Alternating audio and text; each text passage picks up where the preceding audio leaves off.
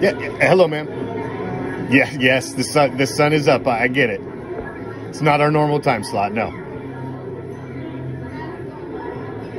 No, ma'am, no VIP list for our daytime shows. It's open seating, first come, first serve. Yes, of course, ma'am. It's 5 o'clock somewhere. The mini bar is open. You can say hi to the midgets on the way by. Yes, sir. No line today, sir. Doors are open. Please find a seat. Make yourself at home. Thank you for joining us. Little daytime edition of the Raider Nation Report.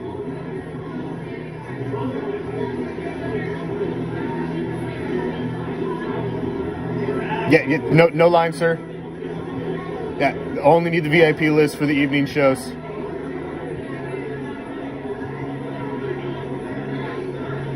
Yeah, I'm sorry, guy. You still can't smoke that right here by the door, fellas. You're gonna have to take that away from the door. I know you guys always got the chronic, but you can't smoke it right here. It smells amazing. Show will be starting very soon. Thank you for joining us.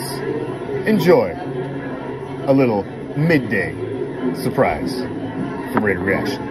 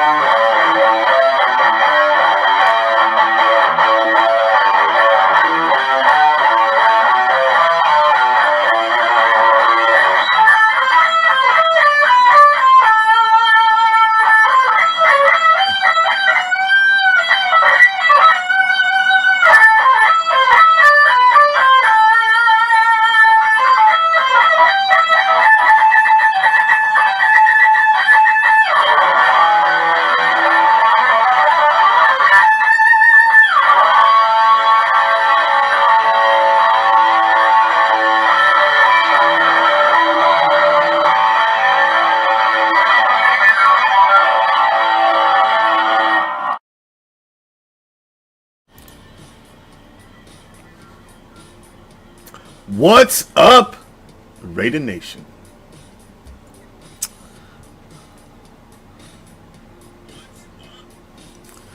I am the Commish, coming to you live, as always, from the friendly confines of Hardcore Challenge Live Studios. And just where is that, might you ask? Well, let me give some simple directions. Shall we? Since we dropped the motherfucking ball and fumbled all over the fucking place last night. We're still down the street, even in the daytime, past that house with the boarded up windows. Make sure you stop at the corner and ask our man Joe. He's a gentleman. He's a scholar. He's excited about the fucking Donkey Bowl 1 on Sunday, as the rest of Raider Nation is. Slip him what you should, and he will point you in the right direction. He's going to tell you to take a left and then a right. As you find yourself strolling down the street, mind your own goddamn business, a cool breeze is going to hit you. As you walk past this deep, dark alley to your immediate right, it's going to chill you right to your skeletal core, and you'll find yourself asking, was that the autumn wind?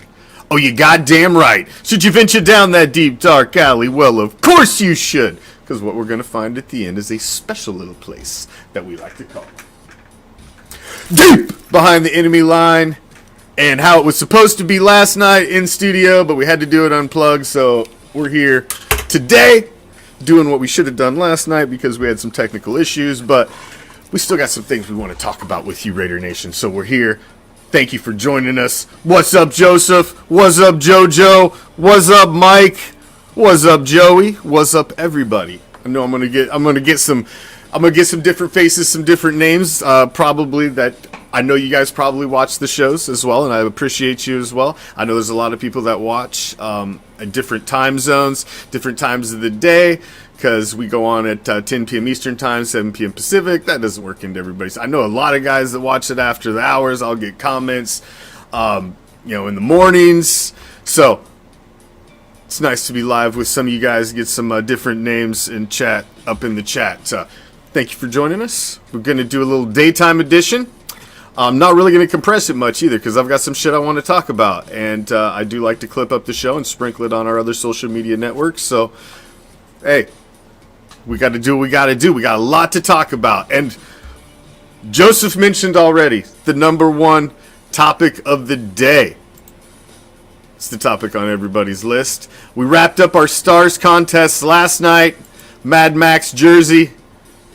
Robert Paul is the winner of our Mad Max jersey. He won the Stars contest last night, so we'll get that little piece of out of the way.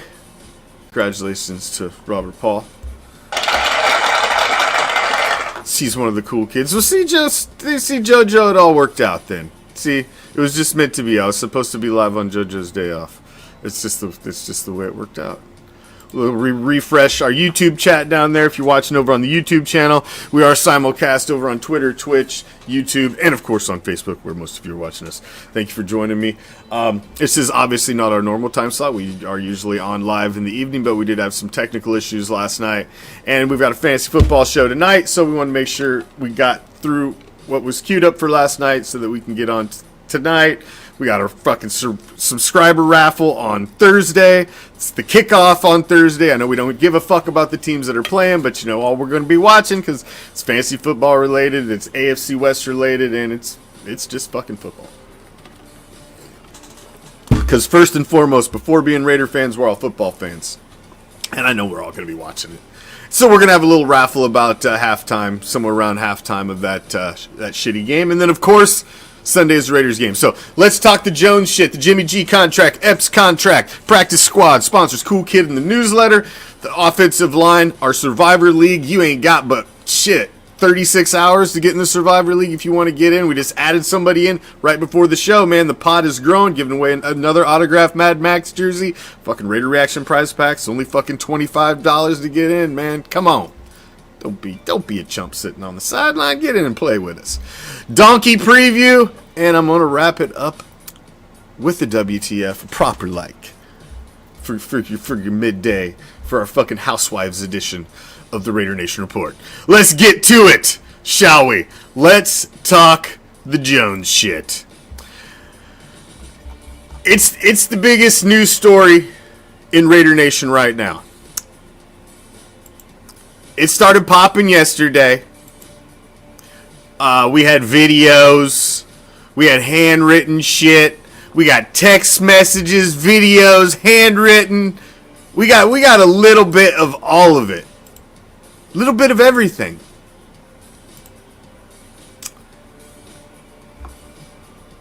Posts, videos, texts, handwritten, fucking manifesto, whatever the hell you want to call it. These are not the actions of a sane man, for one. Something's disconnected. Okay, something's not wired right. Something is crossed. Something's come unplugged. There's been some stimulant added to the mixture of the brain equation. Something's not firing right. There's a cylinder that's not hitting. Spark plug's missing. Chandler Jones has a history of being a little unhinged in the past. Let's rewind, shall we? Let me take you back. Memory lane, Chandler Jones. It's a Sunday, 2016. He's playing for the New England Patriots. It's a Sunday. I will play the police officer in this role, who happens to be standing out in the parking lot next to a squad car. As I see this very large, buff black man with no shirt and sweatpants walking across the police parking lot, heading on a beeline towards the exit door of the police station. Odd. Doesn't mean it's suspicious. But apparently he needs something. Chandler Jones beelines to the exit of the door, gets on his knees, laces his hands behind his back, and locks position.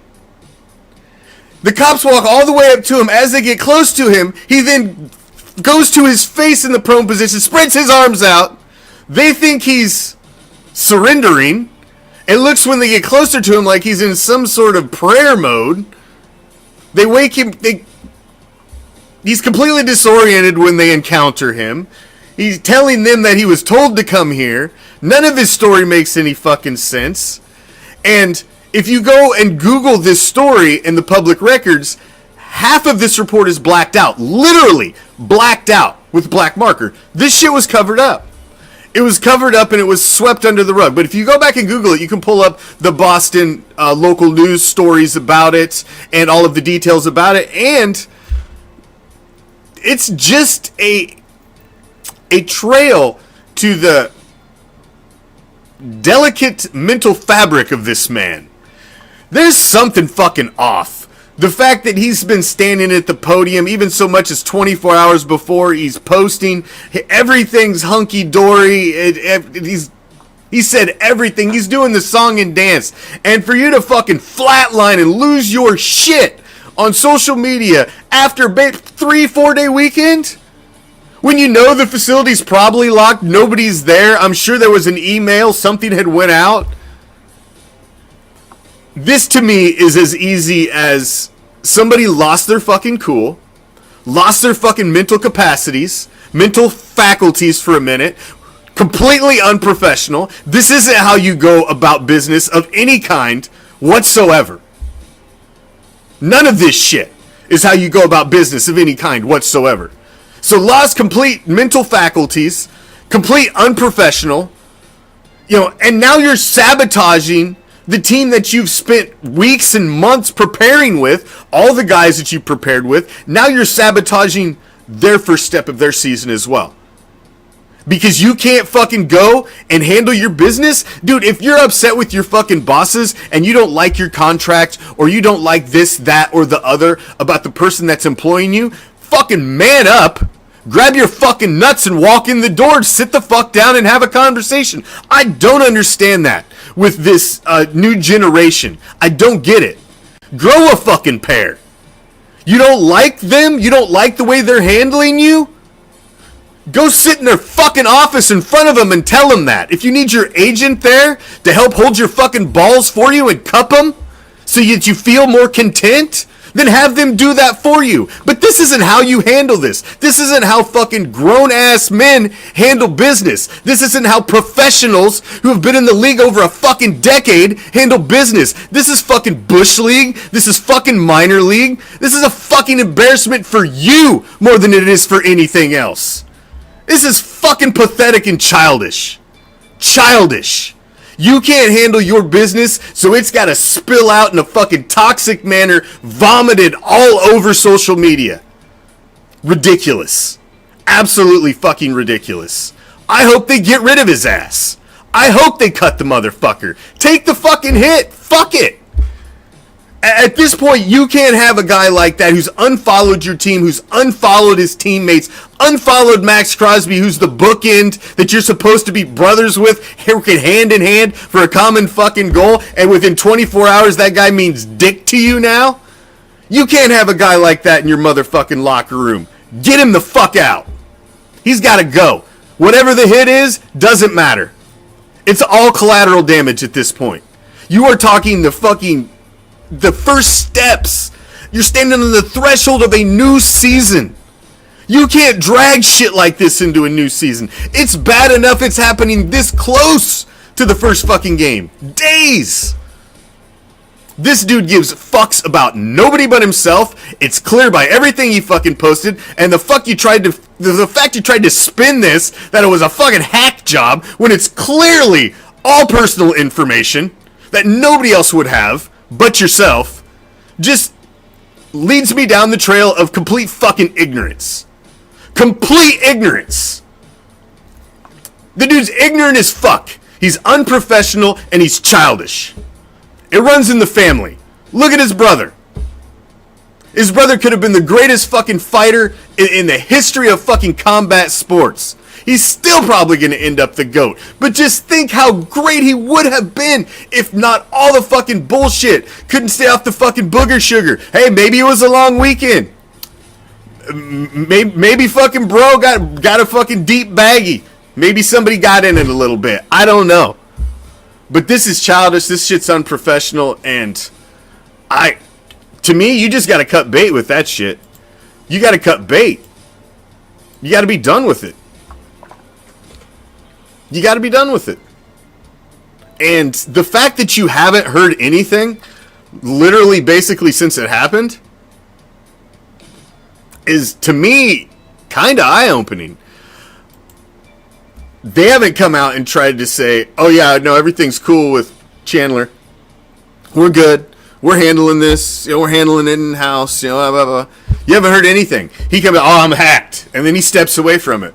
Thinks that's just enough of an explanation. So the fact you see no PR work, no collateral damage... Oh, there's fire. There's fire where there's smoke on this one, ladies and gentlemen. This is a legit story. Or you would have already seen PR trying to spin this, trying to squash this. I don't know. I mean, maybe they can fix this.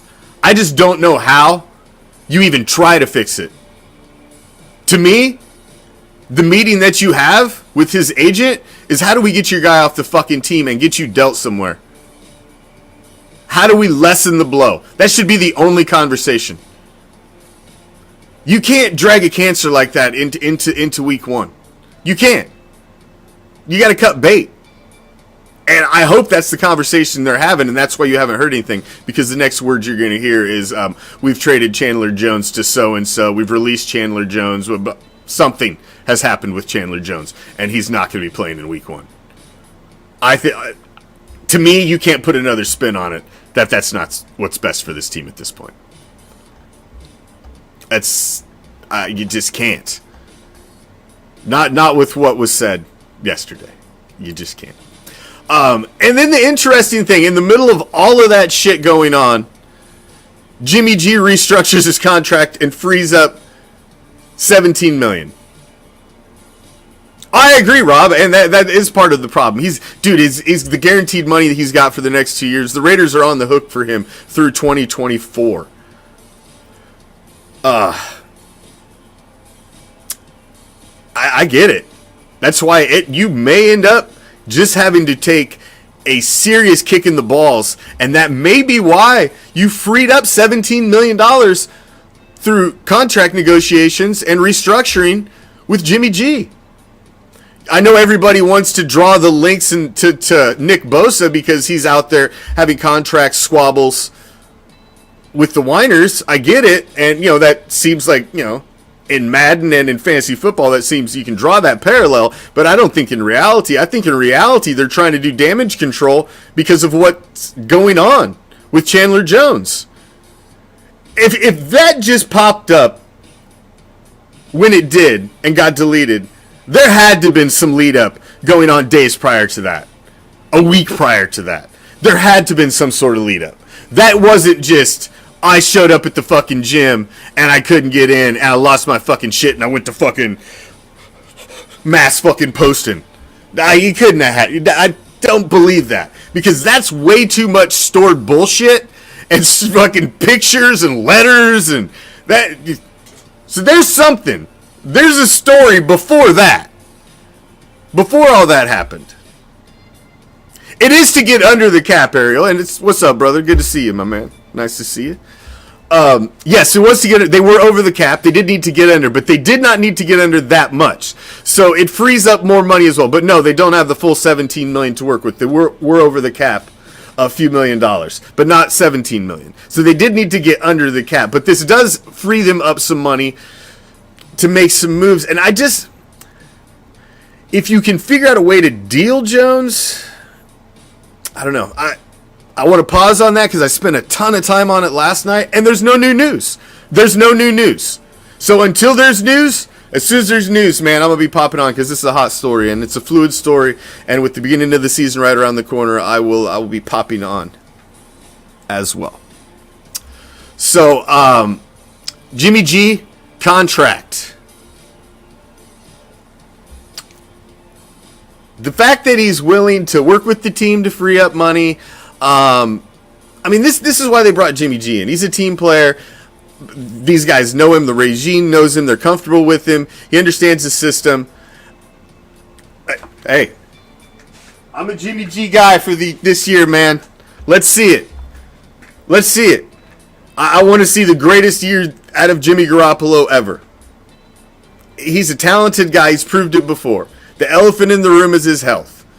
But it's the biggest question mark of every NFL player, honestly. So it's not just him. This guy's in the line of fire more than anybody at his position.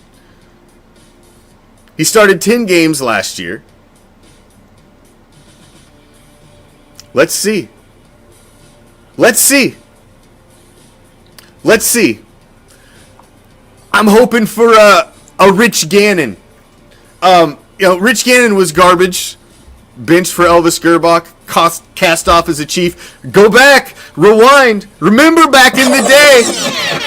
Raider Nation, remember. Remember when Rich Gannon? Oh, you gotta be kidding me. We're getting the busted ass queef? Really? Remember back in the day, nobody was happy about it. This was obviously before we all had platforms, podcasts, social media, Facebook, where we could all vent. But wasn't anybody excited about getting a busted ass queef and a Viking reject coming our way? Wasn't nobody excited about that. And Rich Gannon went out to set the record for 300-yard games this season, league MVP, led the team to the Super Bowl, despite having all the bullshit happening over his head with the head coaches knowing the other playbooks and all that shit. The guy probably brings the Raiders a Super Bowl. I'm hoping more along the lines of Rich Gannon. A guy who's just not quite had the career that you wanted to have. But he's a consummate professional. He's always there. He's always putting in the work. And if you can just put it together, man. Listen, we're not talking that this guy's got to be a picture of health for the next 5 seasons. Not the next 2 seasons, 3 seasons. We're talking 1 season, ladies and gentlemen. 2023. If Jimmy Garoppolo can catch lightning in a bottle, he's consistent. He's great in the red zone. He has a high completion percentage. He has a winning percentage. A winning percentage in games in the National Football League. When's the last time we've had that, Raider Nation? Come on now. I was as big a DC supporter as anybody else, but that was a losing record. When this guy's under center, his team wins. You can make every excuse. I get it. He had the defense. He had the running game. You can make all the positive excuses, but you can make negative excuses as well. You can make a negative list for Jimmy G as well, but all that matters is the bottom line in the National Football League. And the dude is a winner. He just goes out there and gets the W. When he walks off the field, he gets more W's in his back pocket than anybody else. What more do you want? I saw a stat the other day of Jimmy G's near the top in pass completion, yards per catch, average. He's tops in games started. I don't remember what the stat metrics were, but whatever. That's not really the point. But it was a great stat. And somebody says, well, what's the yak on that? Are those yards before or after the catch? And I'm like, does it matter? Does it matter? If he throws a pass that's 2 yards and he throws it at the perfect timing, in the perfect position, at the perfect spot for that guy to break it and go 80 yards, he gets credit for the 82. To me, it's no different than if he throws it 60 and the guy moonwalks in the last 22. And only 6 points on the board. I don't understand that. It's like every positive that you like to put out for Jimmy G, everybody wants to tear it down.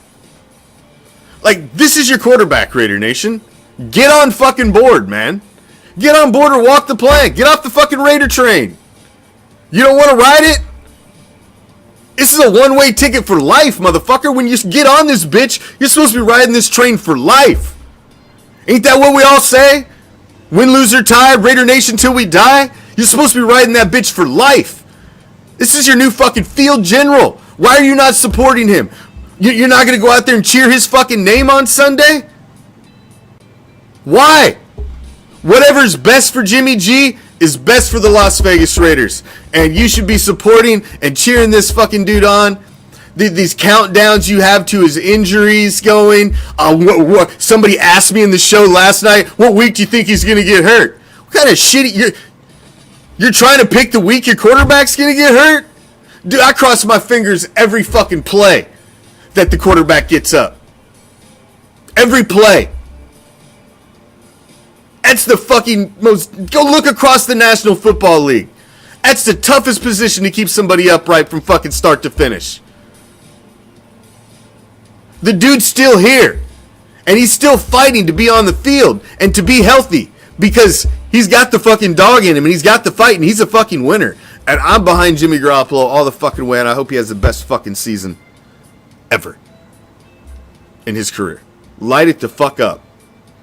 I mean, I don't understand it. That's Raider lore, man. This is Raider lore. This is what the Silver and Black was built on. The reclamation projects, the fucking cast-offs, the Alzados, the injuries that they'll never be the same. He doesn't have the fight. Oh, he was a first-round draft pick. He was a bust. Oh, my God, we got to go to Jim Plunkett? Oh, no. That's the whole history of the Silver and Black. This guy fucking fits right in. I don't understand the negativity for Jimmy G. I get it. He wasn't the top of my wish list either. When I'm looking at... It's like I've said before. When you're looking at a veteran quarterback in the offseason, it's like a used car. When you're shopping for him, you're looking at every fucking negative in the world. Like, man, it's got a dent in the fender. It's got door dings, a little rust spot back there on the back bumper. Fuck.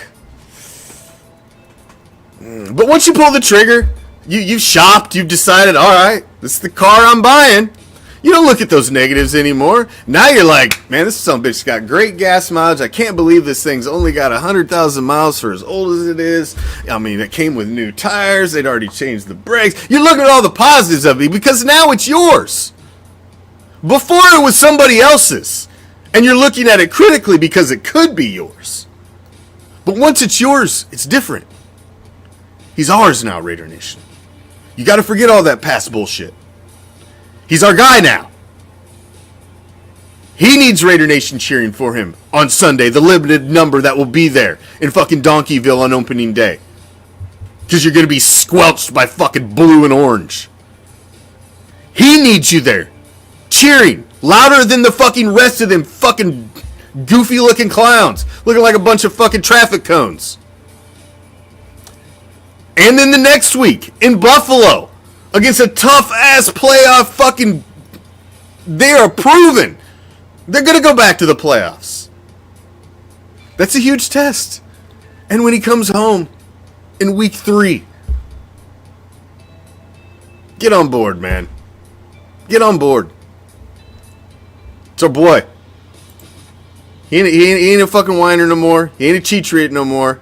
That shit's in the past. Once a Raider, always a Raider, right? Everybody preaches it, right? He's a Raider now. He's about to take the snaps in week 1. Get behind your quarterback. Other contract news. Marcus Epps. I like the Marcus Epps signing. Some people were critical of this signing, and I don't understand why. Marcus Epps came in with more tackles than anybody on the Raiders last season. Marcus Epps came in with more solo tackles than anybody on the Raiders last season. Marcus Epps was part of a Super Bowl defense. Nobody on the Raiders has seen that playing the Silver and Black for a very long time. Marcus Epps comes in with a resume from last year that nobody on the Raiders can equal. Why would you not want this guy on the team? I didn't understand some of the negative fan banter about the signing of Marcus Epps. And that's why he's been signed for a 2-year deal. Marcus Epps is going to be around for a minute. I think he has the opportunity to be a real leader on this defense. He's rocking the number 1 jersey, which I think is... I might have to get me an Epps one. I got to see how he does, but I might have to get one because the idea of having Raiders #1 jersey, I couldn't get it for Deshaun Jackson because I knew he wasn't going to be around long. But we'll see. We'll see. I like Marcus Epps, man. More tackles than anybody on the team last year. Anybody. More solo tackles than anybody on the team last year. Anybody. The guy defends passes. He makes interceptions. I think he's a great addition, and I would like to see him maybe help bring Moehrig along. You know, I think he's a good presence back there. He's coming from a defense that knew how to get there last year. I mean, that team didn't blow it. That was just a great game, and they lost. I think he's a great addition, and I was excited to see that he's signed to an extension, and we're going to get a couple years. Now, the details of that, he has to. There's a benchmark at the beginning of next season that he has to hit. I believe it's week 3 or 4. But he does have a lot of guaranteed money with his contract, so I think that they're very happy with what they've seen out of Marcus Epps thus far. One of the big stories that have been flying around over is the practice squad, because it is that time of the year, and a lot of people don't understand how the practice squad really works. In 2020, due to the COVID year, the NFL changed the practice squad and kind of how the practice squad functions. You're allowed to have more players now. You have up to 16 on the practice squad. You're able to protect players, and just the way you use the practice squad is different. The flexibility of it's different. You're allowed to bring 2 players up a week off of your practice squad if needed, and you can send them back down without them having to clear waivers or somebody else being able to swoop in and take them. So you're able to use your practice squad as a more flexible piece of your actual roster than it was before. Before, it was much easier for other teams to pillage talent off of your practice squad. Now, you can still do that, but you have the ability to protect players now up to 4, which you didn't have that before. So it just makes things a little different. And like I said, it's an extension of your roster because they added it in the COVID year because you needed to be more flexible. If somebody went out, you need to drop somebody down, pull somebody up quickly. They needed a vehicle to be able to do that. So, hold on just a second. See, this is what happens when daytime.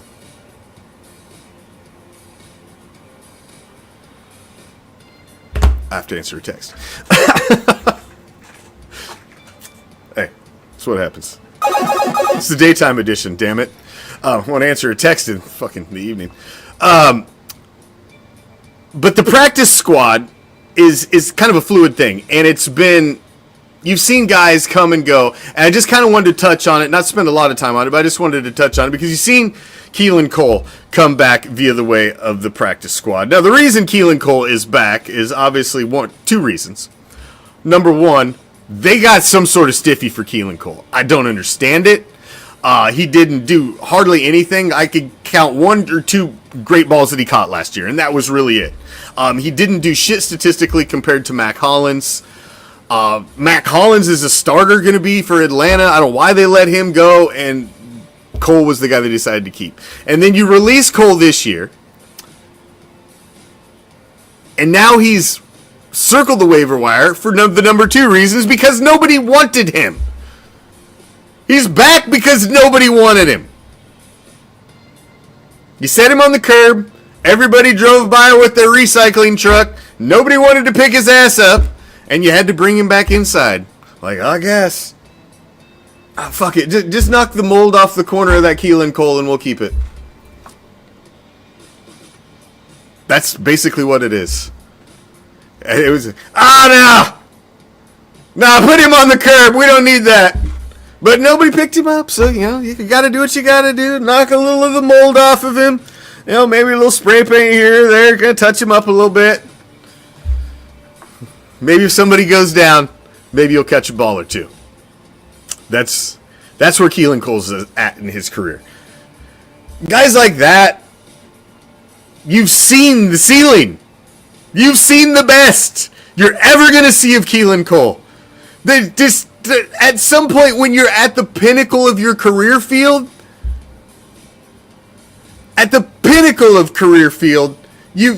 peace, Ariel. It's nice talking to you, brother. Don't be a fucking stranger. Hey, I'll be out there for the home opener, man. Hit me up.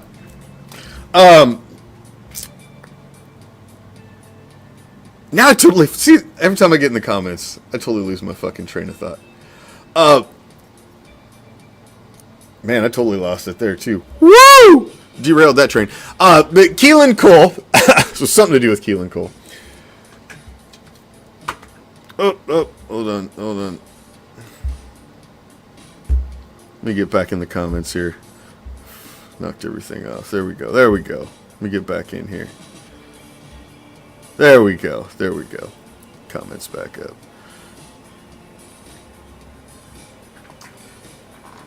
What's up, Ephraim? What's up, everybody? He's a backup. There you go. Good Lord. He's a backup. Thank you, Mario. See, Mario knows what's up. He's like, this guy needs a rope. Somebody throw him a fucking rope. Body call security. See, the midgets ain't even here to save me. It's the daytime. They're still passed out drunk from last night. Sleeping on a rum bottle over there for like a pillow.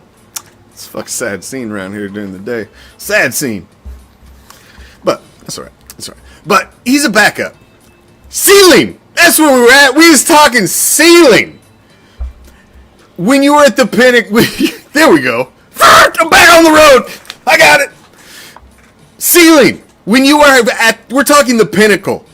The National Football League is the pinnacle of the career path. It is okay to say that you have topped out.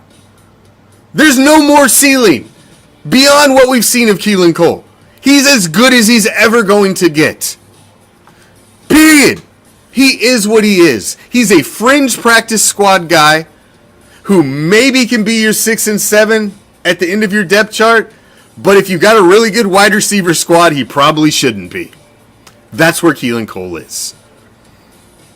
If you got some injuries, he can come up and fill a spot, and he can help you out for a game or two, and maybe he can catch lightning in a bottle for a game or two, but you are not going to lean on this guy for a long haul. That's just who he is, and that's not knocking the guy. Practice squad money is over $200,000 a fucking year, ladies and gentlemen. What's it accrued? Where is that? $216,000 a year, $12,000 a week to be a practice squad guy in the National Football League. I ain't knocking it. You're making some damn good cheddar for being a practice squad guy and bouncing around and being on a roster. That's carrying some good cheddar when you actually were on the rosters. So, hey, I ain't knocking it. It's just, I don't come here and pull punches. You're a 6 or 7 at best depth chart on a weak wide receiver depth chart. That's where you are talent-wise. I'm sorry, that's what you are. You ain't never going to be Jerry Rice. You ain't never going to be Tim Brown. Fuck. You ain't never going to be Hunter Renfrow. You probably ain't never going to be Jacoby Myers. That's just who these guys are. So you've got Curtis McClendon, Cole Fotheringham, John Samuel Schenker, tight end, Marcus Callaway, wide receiver, Keelan Cole, wide receiver, defensive end David Agoa, Sincere McCormick, running back, Isaac Dark Angelo, linebacker, Grisal, center, Matthew Butler, defensive tackle, Isaac Rochelle, the TikTok star, defensive end, Janarius Robinson from the Eagles, defensive end, Malgwa, linebacker, Muti, guard, Sam Webb, corner, Tyler Hall, corner, and Jaden Grant, safety. That's your practice squad. That's subject to change, and it will change. But that's what you're working with right now, practice squad-wise. in the National Football League. Sincere McCormick is interesting, Corey. He is interesting. He was a guy who I thought might have a possibility to be the last guy that makes the running back depth chart. I thought he had a good preseason. I thought he had a better preseason than the Zamir White, honestly. For some reason, I think they got too much vested in Zamir White that they want to see. I think they want to see one more season of him.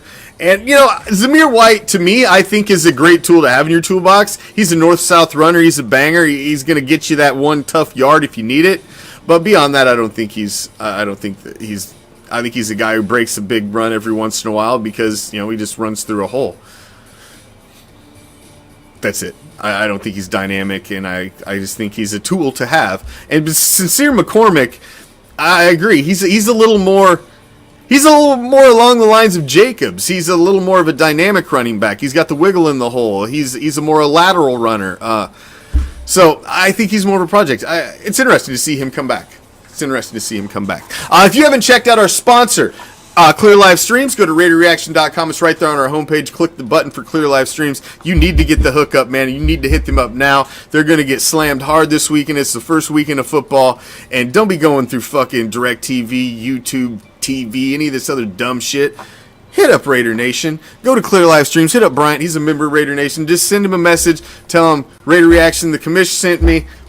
I need the hookup. And he's going to hook you up. He's got all kinds of specials. And get your Raiders games reasonable. Get the hookup. Get the hookup. Go to our sponsor, Clear Live Streams. Don't be getting bent over by the man. Fuck that. Raider Nation hooking up Raider Nation. A lot of these guys that watch and hang out with us here at Raider Reaction, man, have gotten the hookup from Clear Live Streams. Dude, I've got it on 6 fucking devices, 6 TVs in my home. I've got it on 3 in the studio now, my main living room, the one upstairs in my bedroom, and I'm adding it to the other living room upstairs. So we've got it. Yes, I preach the Clear Live Streams because I live the motherfucking Clear Live Streams. There you go, Bryant. There's your next commercial. I preach and sell the Clear Live Streams because I live the Clear Live Stream life. There you go. There's your clip right there. That's money. Cut! Thursday night. If you are one of the cool kids like Joe the fucking Wolf, 13-month subscriber anniversary out there. If you subscribe to our Raider Reaction Facebook page, we have a raffle the first Thursday of every month, and the first Thursday of this month happens to be kickoff fucking Thursday, but that don't goddamn matter. We're still doing the fucking raffle anyway. It'll be around halftime, and everybody be watching the game, and we're going to give away some fucking free shit in the middle of it, too. We've got 10 prize packs queued up, so all you got to do is be a subscriber. You got to be one of the cool kids. Have one of them fucking cool badges next to your name. As soon as you become a subscriber, it puts you right in the Dark Side Inner Circle group, so you can hang out with all the other cool kids at Raider Reaction. And you can go to our website. There's a page on the website that tells you all about being a subscriber, and you can click a button there as well to become a subscriber. Otherwise, the blue button's at the top of the page. Hit that blue button. It says subscribe somewhere or has that little symbol, badge thingy. Hit that. It's real easy. Become a subscriber, and we give back to you guys at the raffle every month. And of course, while you're at the website, scroll to the bottom of any page, throw your email address in there so you can get our newsletter when we send out news and goodies. And Fan of the Week is back next week. So if you want to be Fan of the Week at Raider Reaction, man, you got to send us a picture to any one of our social media platforms. You can send it through our website, Twitter, Twitch, Instagram, Threads, TikTok. Do a fucking dance saying I'm fucking Fan of the Week. However you want to do it, I don't care. Whatever. I want to see you in silver and black. Fan of the Week, we're going to pick one. We pick one every Tuesday night during our Raider Nation Report podcast. Put you up as Fan of the Week, and then we're going to send you a nice little prize pack. And I got a bunch of new goodies, and I've got the 2023 Poker Chips, limited edition, Fuck Your Team Poker Chips as well, and those are going out to all Fan of the Week. So, oh, damn. I'm sorry to hear that. That's sad news there. Rest in peace to a Raider brother there. That's unfortunate. Damn, not much older than me. That's early 50s. That's a young brother there. That's sad. I want to touch on O-line right quick. I want to touch on O-line. It's anchored by Colton Miller, who is obviously the, and I would like to go back and point out that there was a time when Raider Nation gave this guy the B word. Called this guy a bust. That this guy wasn't going to amount to shit. And this guy was a bust. And this guy has turned out to be one of the top left tackles in the league. He has really been an anchor on the left side. And this O-line, as much grief as they took last year, led the way for the league's leading rusher. You got to give him a little bit of credit, because that just don't back into that. That takes some work, that takes some dedication, and that takes working as a fucking team. Run blocking ain't fucking easy, man. You got to move motherfuckers. It ain't like pass blocking where you're stationary, you're backpedaling. No, you're leaving off the line, you're moving fucking bodies. Run blocking is a we're gonna fucking move you off the spot. That is fucking mano a mano. And to see you've got most of that coming back, I think is very positive. On that left side, you've got Dylan Parham coming back. He got a little banged up in preseason, but he's healthy coming into the season. You got Andre James coming back at center. You got Illuminor over on the right side, which was, the side that was vacated by Leatherwood. It was obviously a complete fucking miss by the previous regime. A complete swing and a fucking miss. So you've got him over there, but you got a new name. Greg Van Roten that you've brought in, who's come over from the Bills. He hasn't had a ton of starting action over the last couple seasons, but this is a guy that's been around a long time. This is an NFL veteran, and he's been around the block a decade plus in the National Football League. So he's got some track record, and adding him to the mix, and that's a spot. The right side is clearly the weakest side of this line, and I'm hoping he can add some solidity and some continuity at guard. Because I think with Parham and Colton Miller anchoring the left side, I think you're solid. And I'm solid with James in the middle as well. I think he's done very well at center once he got thrust into the position. I think he's done well. So I think you've got a very good possibility of seeing the type of season you saw last year out of this regime, running the ball when it comes to run blocking as a unit. Because you didn't change a lot. You're coming in with the same fullback. They basically, really, the change of a guard, that's about it. So I'm real excited to see what this running game can do, because I think they're going to lean on it again. That's the type of scheme I think they're going to run. You're going to see a lot dink and dunk underneath passes. It's just kind of the scheme. But when you've got a running back like Josh Jacobs, lean on him. Lean on him. Run the ball. That dude's all world, man. All world. Lean on him.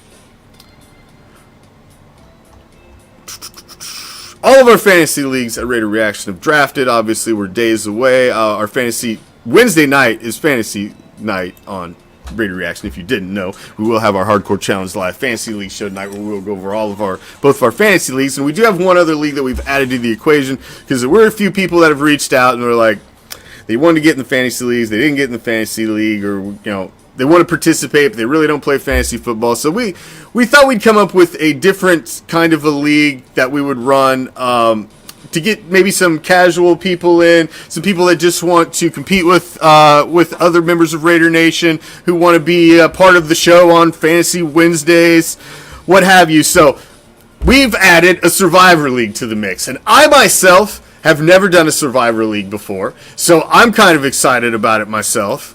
I'm not gonna lie.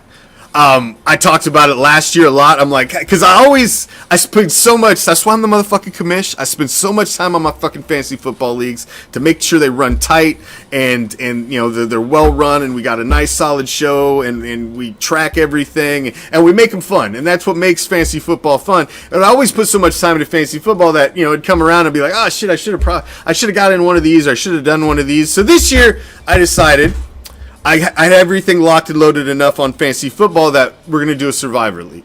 So I went out and I found a nice website, and we'll see how this site works. It's got great reviews and everything. We'll see how it works. And I may change it next season, but from what I see, it's pretty fucking simple. It seems to work great. But it's Gridiron Games. And it's only a $25 buy-in to get in our Survivor League. You get the pot now, I think, is up to $150, $175 is what the pot is. It goes up every. We throw half of every buy-in into the pot, so you get half. You get half the pot, plus you get an autographed Mad Max jersey.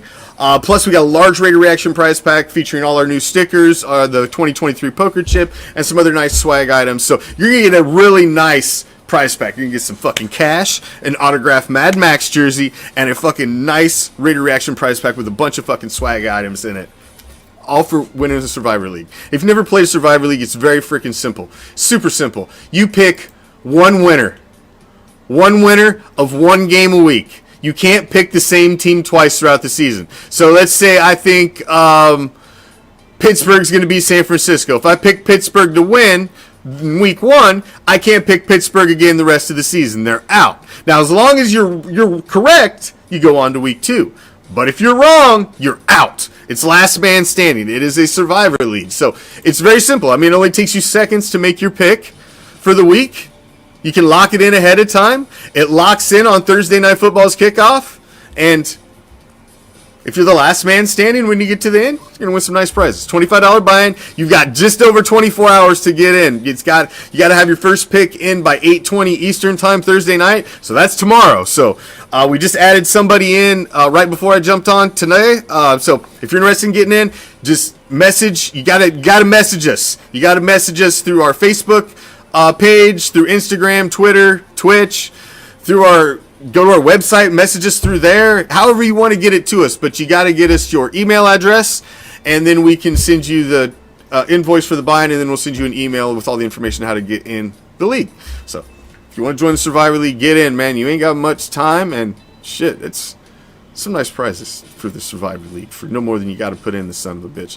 All right, a couple more things. Let's get out of here. Let's wrap this sucker up on a quickness, shall we? Donkey preview. Let's talk this donkey game. I don't understand. First off, thank you all for joining me in the middle of the fucking day. It was a train wreck last night. Motherfucking train wreck. You have no idea. It's like when you're adjusting audio for this shit, you take it for granted because you guys obviously you watch and you just assume the audio and the video just sync up, right? And the words look like they're coming out of my mouth in time. Well, last night I looked like some cheap ass kung fu movie. I had fucking hot mics and echoes, and the audio wasn't linked up with the fucking video, and you got all these fucking knobs and shit to adjust, and you get one off, and now you're like trying to, this one? Is it this one? No. And then the more you fuck with it, you're just like, oh my god, it's so fucked, I don't even know how to unfuck it. And I just had to step away. And then I came back and fixed it about 1 in the fucking morning. But we're here and we're back. Thank you all for joining me in the middle of the fucking day. I appreciate it. Joe. What? Come on now. All right, moving on. Let's talk donkey preview. And the first thing about the donkey game is, how the fuck do the donkeys open up as a 4-point favorite? How is that possible? Was it 7 in a row against the donkeys? It's been since 2019 since they've won a game against the Silver and Black. They're missing weapons. Like one of their top offensive weapons is going to be out. I mean, you just seen the season they came on. You put that much stock in Sean Payton just because you added Sean Payton to the mix? Now they're a 4-point favorite? You forget about the train wreck that was 2022? This roster's changed? You still don't have the same quarterback? I mean, seriously? How the fuck are these guys a 4-point favorite? I don't understand that. I think the Raiders are getting some serious disrespect. None. They got no respect for this team, league-wide. Jimmy Garoppolo is looked at as Glass Joe. There's just no respect for this team. I think in the first couple weeks, this team can go out and demand some respect in this league. And I think it starts in fucking Donkeyville. I think they can go out and smack the donkeys in the fucking mouth. I think the Donkeys are going to be very one-dimensional on offense. I don't think they're going to be as dynamic as they want to be because I don't think they have the weapons to be as dynamic as they want to be. I don't think Sean Payton is going to be able to make the diva more than he was last year. I think Russell Wilson is, at this point in his career, what Russell Wilson is. And I don't think he's going to be able to change that. He is not the second coming of fucking Shanahan. He's not coming in to right the ship and everything's going to be great. That's not what's going to happen. That's not what's going to happen. I have the Raiders picked to win this by 14. I don't think it's a close game. I think the Raiders really run all over Denver. I think Josh Jacobs has a touchdown and 100 yards in this game. I think Devontae Adams has a big game, and I think Hunter Renfrow shreds this Broncos defense. I think Hunter could be possibly the player of the game in this game. I really do. I think Raider Nation has forgot how special Hunter Renfrow can be, and Hunter Renfrow is coming in 100% healthy, and he's my breakout player of the game. I'm picking Hunter. I think the Raiders win by 14, and I do not think it's close. I do not think it's close. I think they smack the fucking Donkeys in the fucking mouth. I think you're going to see Russell Wilson get rattled early. I think they're going to fucking bring the defense. I think the Raiders are going to pin their ears back a little and come after them. And I think you're going to see fucking donkey down. There's a donkey down! And they're going to hand them the L. That's my prediction. Dead donkeys all over the field. That's my prediction. And I'm sticking to it. Damn! Look at that. Fuck. I didn't even have no midgets helping me and nothing. Shit. Rolling right through. Let's get it. Let's close this sucker out. Last segment. Little thing. If you're just joining us. We always like to close out our shows. Typically it's in the evening, but hey. If we got to come on in the daytime due to technical difficulties, then we've got to close it out proper like in the motherfucking daytime. It's just the way it is.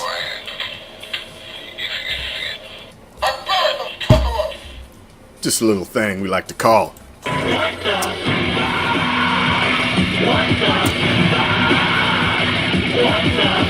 Let's establish it right now. We're standing at the threshold of a brand new season. Brand new season. The 2023 season. All the teams are 0-0. Everybody's tied for first. We're all at the same starting line.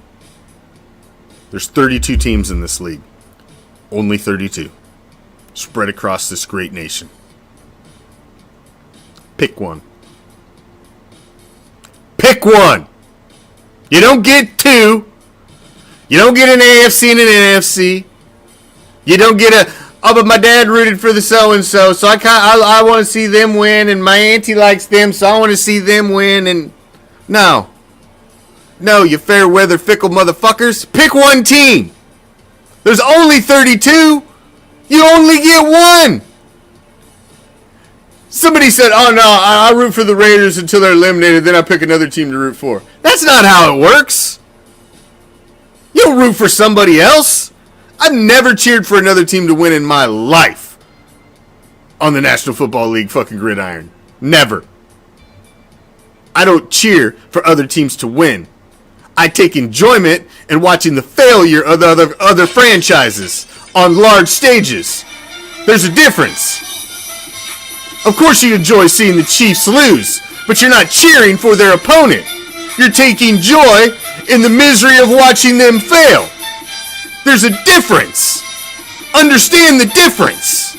You don't get to cheer for an NFC team and cheer for an AFC team, wear your fucking Vikings gear in the afternoon and your Raiders gear in the morning. That's not how it fucking works. Pick one team. If you're rooting for more than one, you're not a diehard. I barely call you a fucking fan. You're just a spectator.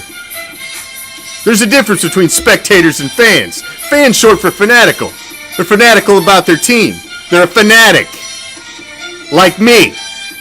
You're a spectator. You're just some asshole who buys a fucking ticket and sits in a seat. You don't care what jersey you're wearing because it doesn't matter to you who wins. You don't have a vested interest because you're a fucking spectator. I'm not a spectator. I'm a motherfucking fan. Thank you for joining me. What the fuck? Pick one. Thank you for joining me in our daytime edition of the Raider Nation Report. Until next time, ladies and gentlemen of the Raider Nation, I am out. Peace, love, and forever, Raider Nation.